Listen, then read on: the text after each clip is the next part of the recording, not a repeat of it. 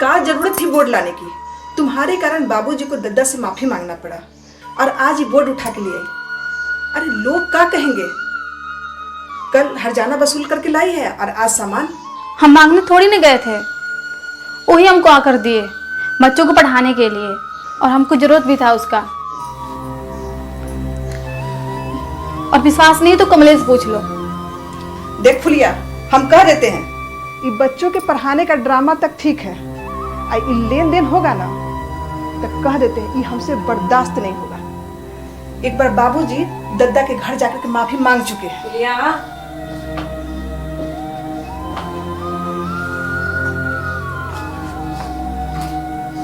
तू यहाँ क्या करने आई है?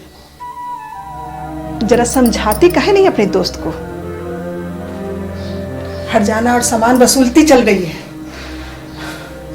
तू मना काहे नहीं करती है? ओ अच्छा, अब ई हमको समझाएगी।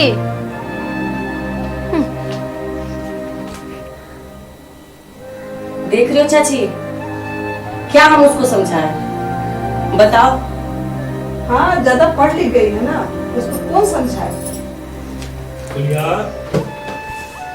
कुलिया, कुलिया की माँ। अरे आता है। कुबलिया, जाओ किचन में चाय बना करके ले आओ। आज दिन भर बहुत काम था, आज सारा दिन हिसाब करते करते बहुत थक गए। अरे वो जो नाथू का बाकी था उसका हिसाब हुआ कि नहीं? हाँ हाँ, हो गया है। कुछ पैसा दिया है मगर कुछ बाकी भी है।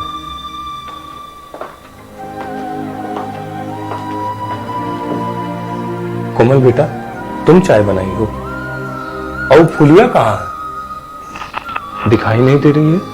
अरे दिखाई देगी कैसे, उसके पास फुर्सत कहाँ है? समझो निकल गई हाथ से। अरे तुम इतना लाल पीला क्यों होते रहती हो फुलिया पर? कौन बात हो गई है? वो दिखाई नहीं दे रही है। अरे फिर से फुलिया को कमरे में तो नहीं बंद कर दिया? हाँ हाँ, जाओ और लाड प्यार करो, इसी कारण तो बिगड़ गई है। फुलिया, फुलिया, अरे इधर देख बिटिया। बाबूजी, अभी हम पढ़ाई कर रहे हैं, तो हमें डिस्टर्ब ना किया जाए। तुम्हारी माए गब्बर बनी हुई है, का कांड कर दी है बिटिया? हम कोनो कांड नहीं किए हैं। वो आज हम पार्क गए थे बच्चों को पढ़ाने के लिए, तो वहीं दद्दा के लोगों ने हमें आके व्हाइट बोर्ड दे दिया, तो बस हमको भी जरूरत था तो हम ले लिए। अरे ठीक तो की है। सुन, एक काम कर, हम झोला बाहर रखे हैं, ओकरा में तुम्हारी माए का चूड़ी रखा है, जाकर के ले आ तो। अच्छा, तो अब हम उस गब्बर सिंह का मूड ठीक करते हैं। और सुन, चुपके से जाना।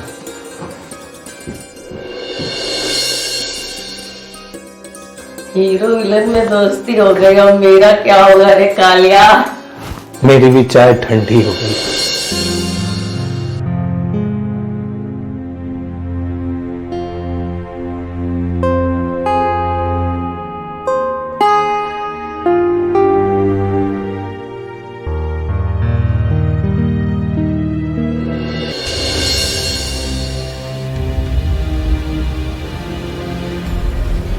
माँ, ये सब कहाँ हो रहा है? और भाभी किचन में क्या कर रही है? और तुम जा कहाँ रही हो माँ? जाके अपने बाबूजी और छोटे भाई से पूछो, कैसे भी हम यहाँ से जा रहे हैं।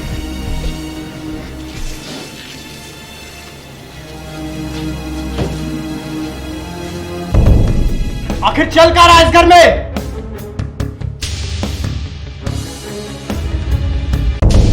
माँ, माँ तुम कहीं नहीं जा रही हो। बात क्या है हमको बताओ। कोनो बात नहीं है, बस हमको इस घर में अब नहीं रहना है। तुम कहीं नहीं जाओगी, ये तुम्हारा घर है और तुमको यहीं रहना है। ये घर अब हमारा नहीं है, ये घर अब बड़की का है। अरे अब क्या हुआ? और ये अटैची लेके कहाँ जा रही हो? दादा ये सब क्या हो रहा है? इधर माँ रो रही है, घर छोड़कर जा रही है, उधर भाभी किचन में काम कर रही है। अब बड़की बहू इस घर में इस पूरे इज्जत और सम्मान के साथ हम लोग के साथ रहेगी। फिर हमारी माँ के सम्मान को क्यों ठेस पहुंचाया जा रहा है? माँ के सम्मान को किसी ने ठेस नहीं पहुंचाया। और बात रही भाभी की, तो रूम से बाहर उन्हें हम ही लाए और माँ कहीं नहीं जाएगी। अगर आप लोगों को परेशानी है तो हम बाहर चले जाएंगे। अच्छा, इसका मतलब ये फैसला तुमने लिया है। अब लगता है इस घर के सारे फैसले तुम ही ले रहे हो। इस घर में जो भी फैसला लेंगे वो हम लेंगे। और इसने फैसला लिया वो? इसने कोई फैसला नहीं लिया है, इसे हम ही ने कहा था बड़ी बहू को कमरे से बाहर लाने के लिए। जब आप ही का फैसला है तो क्या बोल सकता है? हमको यहाँ बहुत घुटन हो रहा है। माँ तुम सूटकेस दो, कहीं नहीं जाओगे। हमको कुछ कहना है।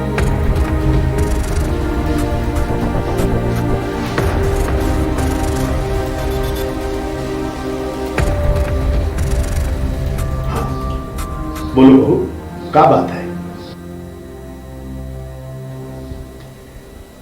अगर मेरे कारण इस घर में बहुत परेशानी हो रही है तो हम पहले की तरह उसी कमरे में रह लेंगे। बहू, वक्त के साथ धीरे धीरे सब ठीक हो जाएगा।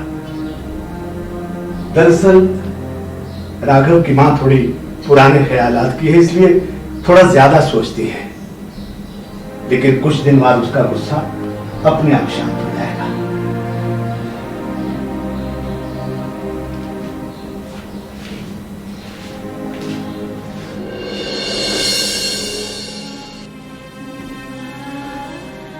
माँ मेरी बात सुनो माँ, तुम ये घर छोड़ के कहीं नहीं जाओगी माँ।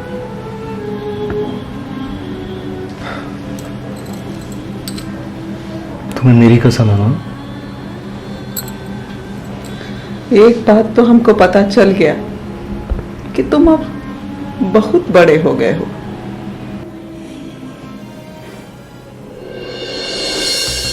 कुछ न कुछ तो करना होगा, इस कांटे को कैसे भी अब बाहर निकालना होगा। लेकिन पहले माता जी का सिग्नेचर लेना जरूरी है, उसके बाद इसका कुछ करते हैं।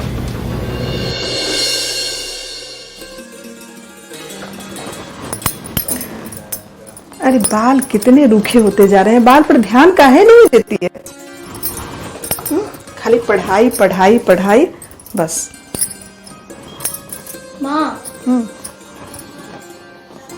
पता है हमको ना ये तेल का सुगंध बिल्कुल पसंद नहीं, फिर भी तुम हमको रोज रोज लगाती हो। ये लिए कि बाहर का तेल ठीक नहीं होता है, और जब तुम्हारी दादी थी ना तो हमारे बालों में भी यही तेल लगाती थी। अच्छा माँ, दादी से तुम्हारी लड़ाई होती थी ना? हर सास पुतोह में लड़ाई होता है, लेकिन तुम्हारी दादी ऐसी थी ना कि हमको एकदम बेटी की तरह मानती थी। और तो और जब तुम्हारे बाबूजी हमसे लड़ाई करते थे ना तो तुम्हारी दादी उल्टे उन्हीं को डांट देती थी। और तो एक बात और याद आया, जब तुम पैदा होने वाली थी ना तो तुम्हारी दादी जो थी ना हमको एको काम नहीं करने देती थी, सारा काम खुदे करती थी।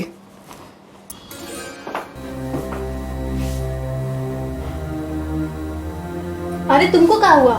तुम काहे मुंह लटकाई हो? सब गड़बड़ हो गया। क्या हुआ बताओ ना। वो पार्क जहाँ हम लोग बच्चों को पढ़ाते थे, वहाँ नगर निगम वाले लोग आकर के बच्चों को पढ़ने नहीं दे रहे। ऐसे कैसे नहीं पढ़ा देंगे? हम अभी वहीं से आ रहे हैं, बच्चे बाहर खड़े थे, अंदर नहीं जाने दे रहे। काहे नहीं जाने देंगे? हम लोग कोई गलती थोड़ी नहीं किए हैं। चल मैं देखती हूँ। पगला गई है का? हाँ, तू जाएगी फिर लड़ाई झगड़ा करने? तो क्या करे माई, तुम ही बताओ। जब तक पारक था तब तक बच्चा लोग को पढ़ा ली, अब अपने पढ़ाई पर ध्यान लगाओ। बहुत भलाई कर ली, अब भलाई करने का कोनो जरूरत नहीं है। पार्क में नहीं पढ़ाने देंगे तो क्या हुआ? हम कहीं और पढ़ा लेंगे, लेकिन उन बच्चों को ऐसे नहीं जाने देंगे। माथा पर हाथ रख के कसम खा कि बाहर जाके लड़ाई झगड़ा नहीं करेगी। खुलेआम तो से बोल रहे हैं, अगर तू बाहर जाके लड़ाई झगड़ा करेगी ना तो हमारा मरा हुआ मुंह देखेगी। ये क्या बोल रही है माई? ठीक है माई, हम कसम खाते हैं, हम कौन लड़ाई झगड़ा नहीं करेंगे, कहीं नहीं जाएंगे हम। तू ऐसे मत बोल। तू ऐसे कौन बोलती है?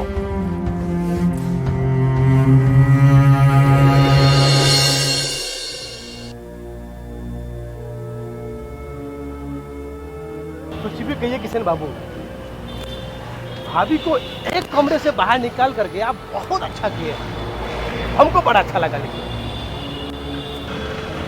एक बात पता है भैया, इस दुनिया के जो कुछ रीति रिवाज है ना वो बहुत गलत है। भाभी विधवा है तो इसमें उनकी क्या गलती? क्यों उन्हें एक उजी साड़ी बना कर रखा जाता है एक अकेले कमरे में? क्यों उन्हें हर सुबह घर के काम से दूर रखा जाता है? उन्हें एक अकेले कमरे में बंद रखा जाता है, क्यों? क्योंकि उनका पति अब इस दुनिया में नहीं है। ये गलत है और इस रिवाज को हम बदल के रहेंगे। और ये बदलाव अपने घर से करना पड़ेगा।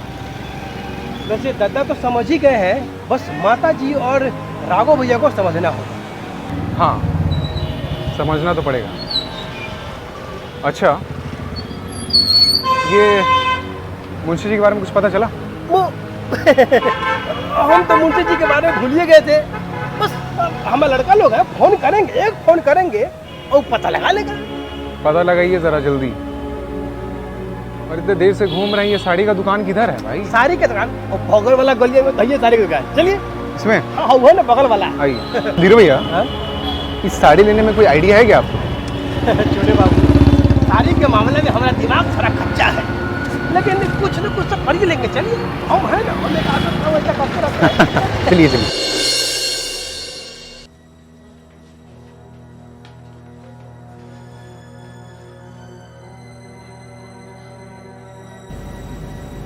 माँ, हमको पता है कि आप परेशान हैं, लेकिन आप भरोसा रखिए, हम सब ठीक कर देंगे। हम परेशान नहीं हैं, हमको बस कुछ बात का बुरा लगा है। कौन सी बात का बुरा लगा है माँ? यही, यहाँ सब अपने मर्जी का मालिक हो गए हैं और कोई हमसे कुछ पूछना सही नहीं समझ रहा है। ऐसा बिल्कुल नहीं है माँ, ये छोटे बाहर से कुछ ज्यादा ही पढ़ लिख के आ गए हैं ना, इसलिए ये सब हो रहा है। अच्छा माँ, हम एक नया बिजनेस शुरू कर रहे हैं आपके नाम से, तो आपका सिग्नेचर चाहिए था।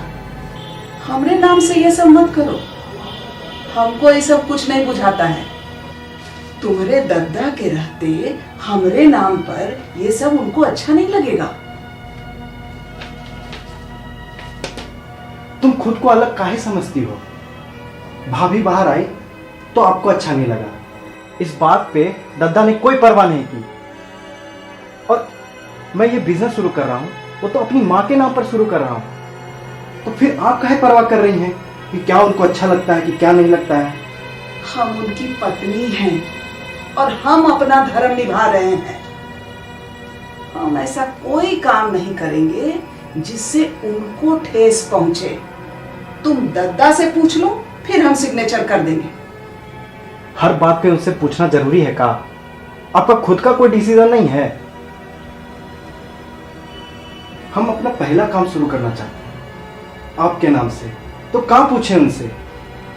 पहला हो या आखिरी, फैसला दादा का ही होगा।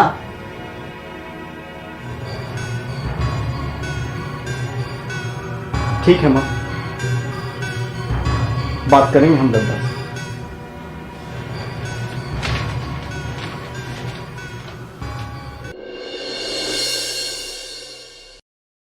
क्या हुआ?